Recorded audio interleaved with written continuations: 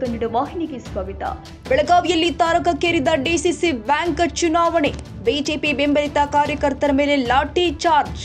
ಬೆಳಗಾವಿ ಜಿಲ್ಲೆಯ ಕಿತ್ತೂರು ತಾಲೂಕಿನ ಬೈಲೂರು ಗ್ರಾಮದಲ್ಲಿ ಘಟನೆ. ವಿವಿಧೋದ್ದೇಶ ಪ್ರಾಥಮಿಕ ಗ್ರಾಮೀಣ ಕೃಷಿ ಸಹಕಾರ ಸಂಘದ ಠರಾವೋ ಸಭೆಯಲ್ಲಿ ಗದ್ದಲ.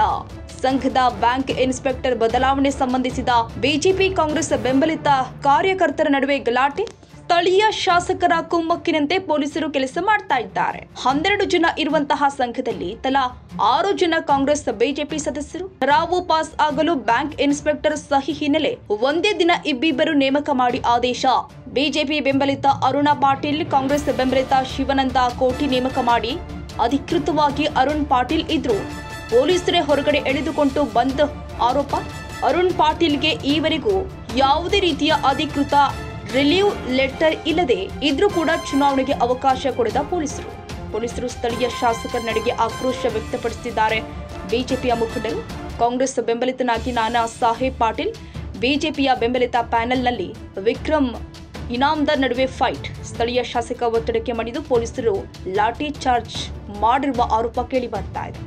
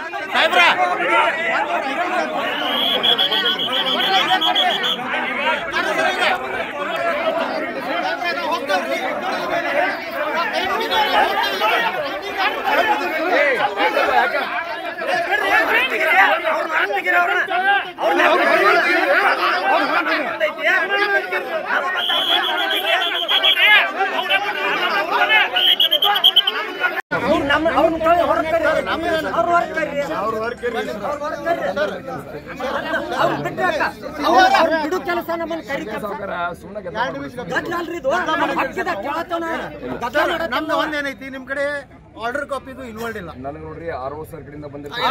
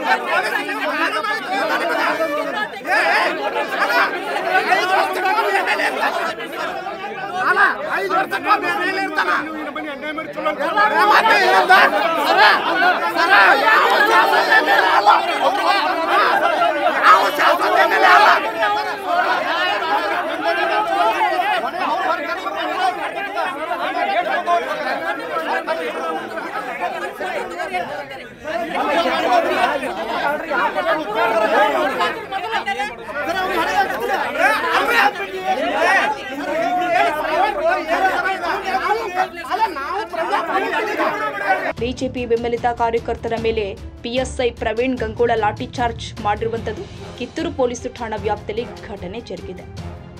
ತಾಜಾ ಸುದ್ದಿಗಾಗಿ ಎಂಟಿವಿ ನ್ಯೂಸ್ 24x7ಗೆ ಸಬ್ಸ್ಕ್ರೈಬ್ ಮಾಡಿ ಮತ್ತು ಬೆಲ್ ಐಕಾನ್ ಅನ್ನು ಒತ್ತಿ. ತಪ್ಪದೇ ಲಿಂಕ್ ಶೇರ್ ಮಾಡಿ.